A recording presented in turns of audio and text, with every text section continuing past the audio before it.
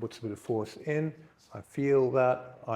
I go to the Akasha of his vitality, draw it in, and then I relax it back. And then push the energy. And if you dip under the feet, you get more lift of the feet. If you cut through the waist, you jackknife the waist a bit more. If you go through the chest, you get more lift in the chest, and so forth with your training partner. When you go into the Akasha, drawing force out, you're drawing it into a pattern of influence when you return the vital energy. The vital energy goes through the pattern.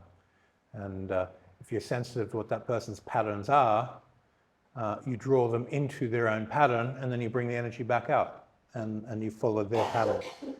It's easiest because that's the way they move, and you follow that.